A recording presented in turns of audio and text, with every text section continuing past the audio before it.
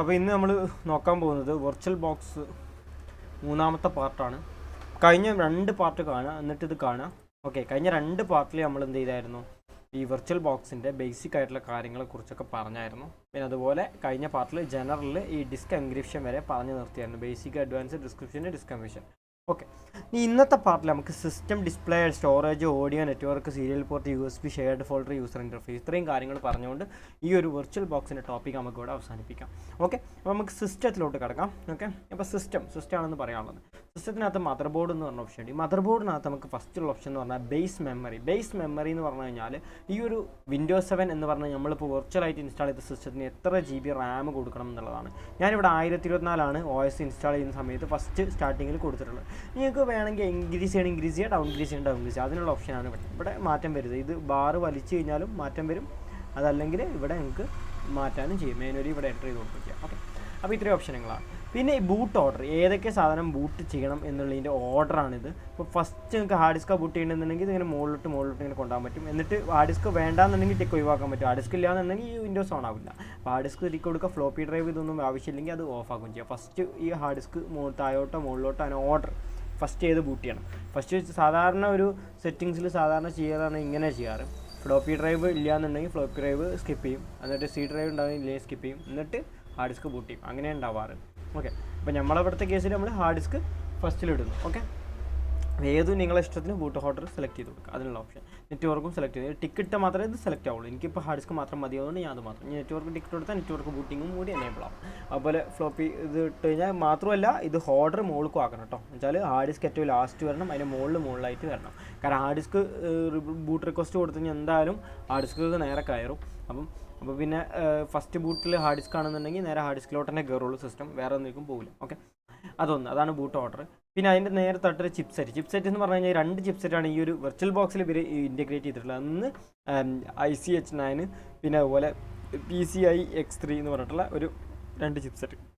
ഈ ചിപ്സെറ്റ് എന്ന് പറഞ്ഞു കഴിഞ്ഞാൽ നിങ്ങളെ മദർ ബോർഡിൻ്റെ മോഡൽ, ഇപ്പം നോർമൽ ഒരു ഫിസിക്കൽ മദർ ബോർഡിൻ്റെ കേസ് എടുക്കുകയാണെങ്കിൽ നമുക്ക് G33, G41, അതുപോലെ തന്നെ നമുക്ക് H81, H61, പിന്നെ H110, അങ്ങനെ ഒരുപാട് മോഡലുകളുണ്ട്. ഓക്കെ, പിന്നെ G250 പറഞ്ഞ മോഡലുണ്ട് GB. അങ്ങനെ ഒരുപാട് ടൈപ്പ് ഓഫ് മദർ ബോർഡ്സ് ഉണ്ട്. അപ്പം ഓരോ ടൈപ്പ് മദർ ബോർഡ്സിൻ്റെ ചിപ്സെറ്റാണിത്. അപ്പോൾ ഇതിനകത്ത് 2 മോഡൽസ് ഉള്ളത്. ഇതിനകത്ത് ഏത് മോഡലും നമുക്ക് ഉണ്ടാവും. ഓക്കെ, ചിപ്സെറ്റിനനുസരിച്ചുള്ള ഡിഫറൻസ് ഉണ്ടാവും. അത് നിങ്ങൾ ഗൂഗിൾ ചെയ്ത് നോക്കിയാൽ മനസ്സിലാവും ഈ ചിപ്സെറ്റിൽ എന്തൊക്കെ വ്യത്യാസമുള്ളത്, അതിനനുസരിച്ചുള്ള ഡിഫറൻസ് ഉണ്ടാവും. ഓക്കെ, നമുക്ക് കൂടുതലും കോമൺ ആയിട്ട് തന്നെ ഇടുന്ന, എന്തെങ്കിലും വർക്കിംഗ് ഇല്ലാത്ത കേസിൽ നമുക്ക് രണ്ടാമത്തെ ചിപ്സെറ്റ് യൂസ് ചെയ്യാമെന്ന് മാത്രമേ ഉള്ളൂ. ഓക്കെ, അത്രേ ഉള്ളൂ. അപ്പോൾ ഞാനിപ്പോൾ ഇവിടെ ഫസ്റ്റ് ചിപ്സെറ്റിന് കിടന്നോട്ടെ. പിന്നെ അതുപോലെ ഇത് മൗസ് പോയിൻറ്റിങ് ഡിവൈസിൻ്റെതാണ്. USB ടാബ്ലറ്റ്, ഇത് മറ്റേ നമ്മുടെ സ്ക്രീനിങ് ഉണ്ടല്ലോ, ഇൻപുട്ട് കൊടുക്കുന്നത് PS2 മൗസാണോ എന്താണെന്നുള്ളത് നോർമൽ ഈ ഒരു USB ടാബ്ലറ്റ് എന്നുള്ള ഈ മോഡൽ മതി. പിന്നെ ഇതിൻ്റെ തൊട്ട് താഴെയുള്ള ഓപ്ഷനാണ് IO വെച്ചാൽ പിന്നെ നമ്മുടെ ഇൻപുട്ട് ഔട്ട്പുട്ട് ഡിവൈസിൻ്റെ വെർച്വലൈസേഷൻ സപ്പോർട്ട് ചെയ്യാൻ വേണ്ടിയിട്ടുള്ളതാണ്. അത് എന്തായാലും എനേബിൾ ചെയ്തിടണം, അത് എനേബിളാണ്. പിന്നെ EFI സപ്പോർട്ടിന് വേണ്ടിയിട്ടാണ്, എന്താ എക്സ്റ്റെൻഡ് ഫെയിംവെയർ ഇൻ്റർഫേസ് ആണ് EFI. അപ്പോൾ EFI എനേബിൾ ചെയ്യണമെന്നുണ്ടെങ്കിൽ അത്.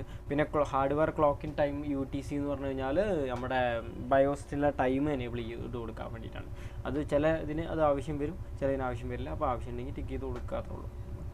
പിന്നെ പ്രോസസ്സറിൻ്റെ കേസിൽ പ്രോസസ്സറിൻ്റെ ഓരോ കോഴ്സും നമുക്ക് ഇവിടെ ലിമിറ്റ് ചെയ്യാൻ പറ്റും. ഇപ്പോൾ എക്സാമ്പിൾ ഈ ഒരു സിസ്റ്റത്തിന് ഇപ്പോൾ ഞാൻ 1 കോറാണ് കൊടുത്തത്, ഇനി 2 കോറാക്കണമെങ്കിൽ ഇത് വലിച്ചു കഴിഞ്ഞാൽ 2 കോറാവും. പിന്നെ 3 ആക്കണമെങ്കിൽ 3 ആക്കാം, 4 ആക്കാം. എത്ര നമ്പർ ഓഫ് കോഴ്സാണ് നിങ്ങൾക്കുള്ളത് വെച്ചാൽ ആ കോഴ്സൊക്കെ നമുക്ക് എനേബിൾ ചെയ്ത് കൊടുക്കാൻ പറ്റും. പിന്നെ അതിൻ്റെ കപ്പാസിറ്റി നമുക്ക് ലെവൽ നമുക്ക് കുറക്കാൻ പറ്റും, കൂട്ടാൻ പറ്റും. അങ്ങനെ എന്ത് വേണമെങ്കിലും നമുക്ക് ചെയ്യാം. വെച്ചാൽ അതിൻ്റെ പെർഫോമൻസ് ലെവൽ കുറക്കാനും കൂട്ടാനും പറ്റും. ഓക്കെ, ഞാനിപ്പോൾ ഒന്ന് തന്നെ കൊടുത്തത്. പിന്നെ ഇത് പറഞ്ഞു കഴിഞ്ഞാൽ പ്രൈമറി അഡ്രസ് എക്സ്റ്റൻഷനാണ്. പ്രൈമറി അല്ല, ഫിസിക്കലി പിന്നെ അതുപോലെ തന്നെ ഇത് ഫിസിക്കലി അഡ്രസ് എക്സ്റ്റൻഷൻ എനേബിൾ ചെയ്യാൻ വേണ്ടിയിട്ടാണ്. പിന്നെ ഇത് ഓൾറെഡി ഇതിനകത്ത് എനേബിൾഡ് ആണ്. ഈ ആക്സിലറേഷനകത്ത് ഇവിടെ എനേബിൾ VT-X വെർച്വലൈസേഷൻ ഹാർഡ്വെയർ അതെന്തായാലും വേണം. ഇത് പാരാ വെർച്വലൈസേഷൻ ഇൻ്റർഫേസ് എന്ന് പറഞ്ഞു കഴിഞ്ഞാൽ ഒരുപാട് ഇതുപോലത്തെ പിന്നെ പ്രൊവൈഡേഴ്സ് ഉണ്ട്. പിന്നെ KVM ഒരു പ്രൊവൈഡറാണ്. അതുപോലെ HyperV, ആ ഒരു ഇൻ്റർഫേസിലോട്ട് നമുക്ക് ചേഞ്ച് ചെയ്യാൻ വേണ്ടി നോർമൽ ഡിഫോൾട്ടിൽ മതി. HyperV KVM കോമൺ ആയിട്ട് യൂസ് ചെയ്യുന്നതാണ്. KVM ഒക്കെയാണ് പ്രോക്സിമോക്സ് സെർവറിലൊക്കെ KVM യൂസ് ചെയ്യുന്നുണ്ട്. HyperV എന്ന് പറഞ്ഞാൽ വിൻഡോസിൻ്റെ വെർച്വലൈസേഷൻ്റെ ആ സോഫ്റ്റ്വെയർ അവരെ അവരെ ബേസിലാണ് അത് വരുന്നത്. അപ്പോൾ അങ്ങനെ അതിൻ്റെ ഇൻ്റർഫേസ് സെലക്ട് ചെയ്യാനുള്ളതാണ്.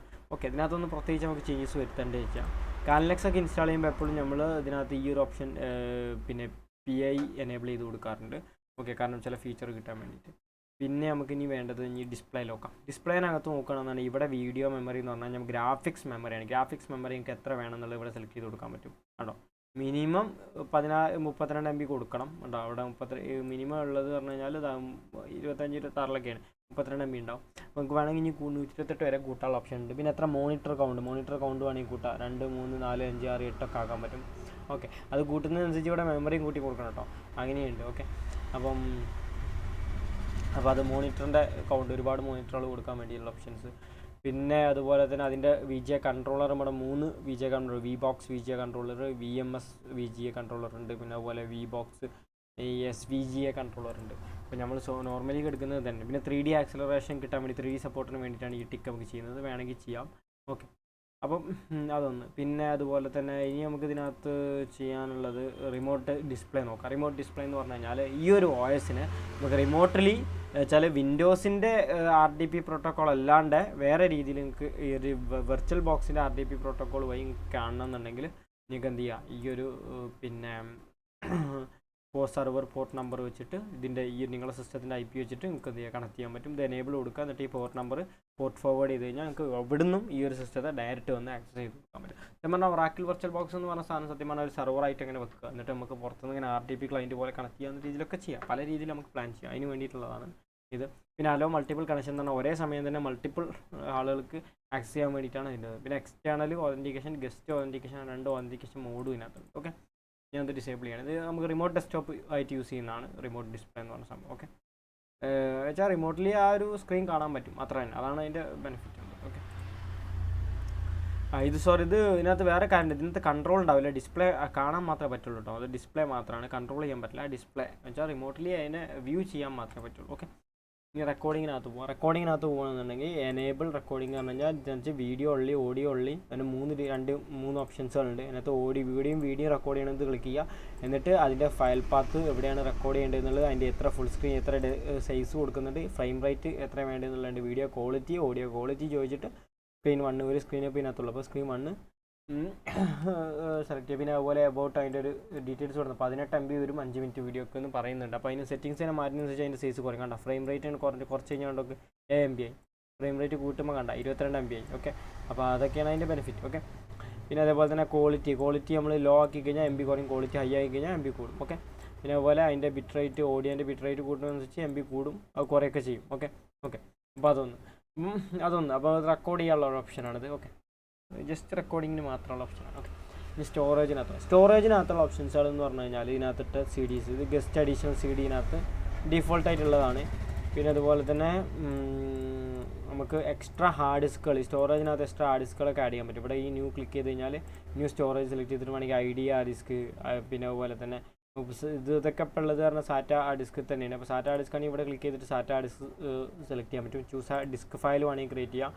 അല്ലെങ്കിൽ ആഡ് ചെയ്യുകയാണെങ്കിൽ പുതുതായിട്ട് ഡിസ്ക് ഫയൽ ആഡ് ചെയ്ത് കൊടുക്കുക. അതല്ലെങ്കിൽ empty ആയിട്ട് ഇവിടെ ലീവ് empty എന്ന് പറഞ്ഞിട്ട് empty ക്രിയേറ്റ് ചെയ്തിട്ട് എന്നിട്ട് അതിനകത്ത് നമുക്ക് വേണം എന്ത് ചെയ്യുമ്പോൾ ഒരു എന്തെങ്കിലും സാധനങ്ങൾ കാണിച്ചു കൊടുത്തിട്ടൊക്കെ ചെയ്യാം. പിന്നെ അതുപോലെ ഹാർഡ് ഡ്രൈവ് ആയിട്ടൊക്കെ ഇവിടെ നമുക്ക് ആഡ് ചെയ്ത് കൊടുക്കാൻ പറ്റും. ഇപ്പോൾ ഈ VDI പോലത്തെ ഒരു പുതിയ വീഡിയോ ഫയൽ വേണമെങ്കിൽ ഇവിടെ ഉണ്ടാക്കാൻ പറ്റും. പുതിയ വീഡിയോ ഫയൽ ഉണ്ടാക്കാൻ വേണ്ടി നമ്മൾ എന്ത് ചെയ്യുക, അവിടെ ക്ലിക്ക് ചെയ്തിട്ട് സാറ്റ് ഇനി ആഡ് ചെയ്യാനുള്ള ഓപ്ഷൻ കാണിക്കണില്ല. നമുക്കിപ്പോൾ IDയിൽ ആഡ് ചെയ്ത് നോക്കാം. IDയിൽ ആഡ് ചെയ്യുകയാണെന്നുണ്ടെങ്കിൽ നമുക്ക് ഇതിനകത്ത് റിമൂവ് ചെയ്തിട്ടേ ഇതിനകത്ത് ഹാർഡ് ഡിസ്ക്, ഇത് ഒപ്റ്റിക്കൽ ഡ്രൈവ് ആഡ് ചെയ്യണം. ഹാർഡ് ഡിസ്ക് ഇവിടെ ഉണ്ട്. അപ്പോൾ ഹാർഡ് ഡിസ്ക് കൊടുത്തു കഴിഞ്ഞാൽ ഇപ്പോൾ ഇവിടെ നമ്മൾ ന്യൂ ഡിസ്ക് കൊടുക്കുകയാണെന്നുണ്ടെങ്കിൽ നമുക്കിവിടെ ഇവിടെ 2 ഓപ്ഷൻ ഉണ്ട്. ഇവിടെ നമ്മൾ ഓപ്ഷൻ മാറിപ്പോയതാണ്. ഇവിടെ ഡ്രൈവ് എടുക്കുമ്പോൾ നമുക്ക് 2 ഓപ്ഷനാണ് ഉള്ളത്. എന്നുവെച്ചാൽ ഇവിടെ നമുക്ക് കൺട്രോളറിൽ സാറ്റ് ആഡ് ചെയ്യാൻ പറ്റില്ല. സാറ്റ കൺട്രോളർ ഓൾറെഡി ഇതിൽ ആഡ് ചെയ്തിട്ടുണ്ട്. അപ്പോൾ അതിനകത്ത് ജസ്റ്റ് ഹാർഡ് ഡിസ്ക് ഇവിടെ പ്ലസ് കൊടുത്തു കഴിഞ്ഞാൽ ക്രിയേറ്റ് ന്യൂ ഹാർഡ് ഡിസ്ക് കൊടുത്തിട്ട് നമുക്ക് VDI തന്നെ പുതിയ ഹാർഡ് ഡിസ്ക് ഡെവലപ്പ് ചെയ്യുക. അതിൻ്റെ എത്ര GB വേണമെന്നുള്ളത് കൊടുക്കുക. അവിടെ ഞാൻ 32 GB തന്നെ ആണെങ്കിൽ 32 GB ക്രിയേറ്റ് ചെയ്താൽ ഒരു ഹാർഡ് ഡ്രൈവും കൂടി ഇവിടെ വരും. കണ്ടാ 32 GB ഹാർഡ് ഡ്രൈവ് ഉണ്ട്. അതിനെ ഡിലീറ്റ് ചെയ്യണം, കാരണം എനിക്ക് അതിൻ്റെ ആവശ്യമില്ല. ജസ്റ്റ് ടെസ്റ്റ് ചെയ്താൽ ഓക്കെ. അപ്പോൾ അങ്ങനെ നമുക്ക് ഹാർഡ് ഡ്രൈവ് ആഡ് ചെയ്ത് കൊടുക്കാം. അപ്പോൾ അതൊരു ഓപ്ഷനാണ് ഇതിനകത്തുള്ള. ഇനി നമുക്ക് അടുത്ത ഓപ്ഷൻ നോക്കാം.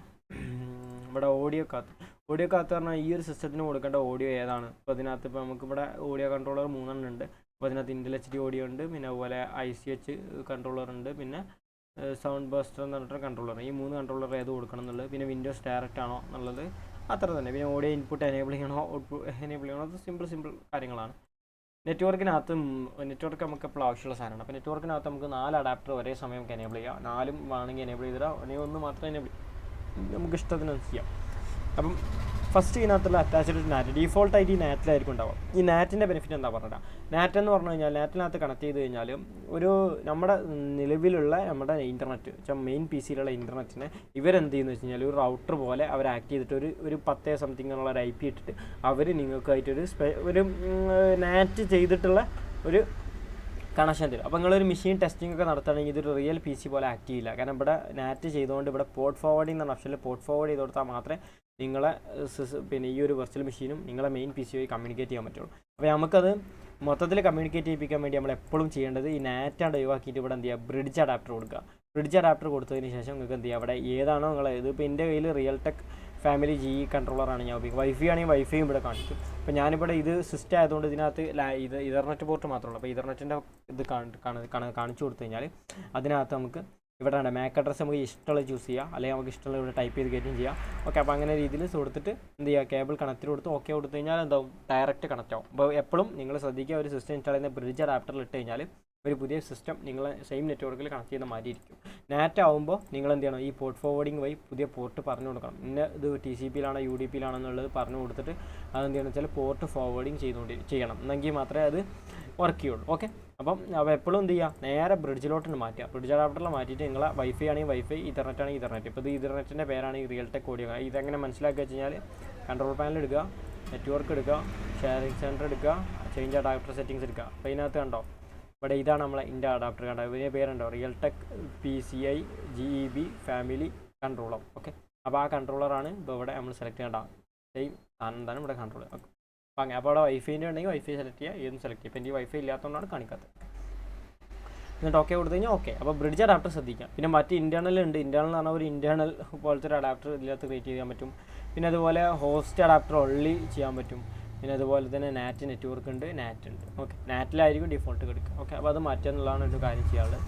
പിന്നെ സീരിയൽ പോർട്ട് സത്യം പറഞ്ഞാൽ നമ്മൾ പഴയ ഓൾഡ് ടെക്നോളജി എന്ന് വെച്ചാൽ ഇതിനകത്ത് സീരിയൽ എന്തെങ്കിലും കമ്മ്യൂണിക്കേഷൻ വരുന്നുണ്ടെങ്കിൽ അത് അതിൻ്റെ കോംപോർട്ട് പിന്നെ സെലക്ട് ചെയ്തുകൊണ്ട് ഇതിലോട്ട് കണക്ട് ചെയ്യാൻ വേണ്ടിയിട്ടുള്ള ഓപ്ഷൻ അത്രേ ഉള്ളൂ. അല്ലാണ്ട് വേറെ പ്രത്യേകിച്ച് ഇതിനകത്തൊന്നും ചിന്തിക്കേണ്ട ആവശ്യമില്ല. കാരണം ജസ്റ്റ് ഒരു സീരിയൽ കമ്മ്യൂണിക്കേഷന് വേണ്ടിയിട്ടുള്ള ഒരു കണക്ഷൻ എസ്റ്റാബ്ലിഷ് ചെയ്ത് 4 സീരിയൽ പോർട്ട് ഇതിനകത്ത് എടുത്തിടാൻ പറ്റും. സീരിയൽ പോർട്ടിൻ്റെ ആവശ്യമൊന്നും ഇപ്പോൾ നമുക്ക് വരുന്നില്ല. അപ്പോൾ ഞാൻ അത് ഡിസേബിൾ ചെയ്യാം. ഇതിനെക്കുറിച്ച് ഞാൻ പറയാം.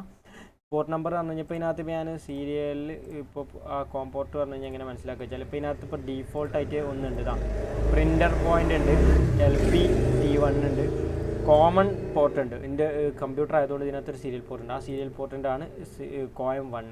അപ്പോൾ COM1 ഇട്ടിട്ട് നമുക്ക് എന്ത് ചെയ്യാം, അത് എനേബിൾ ചെയ്ത് കൊടുത്തു കഴിഞ്ഞാൽ ഈ സീരിയൽ പോർട്ട്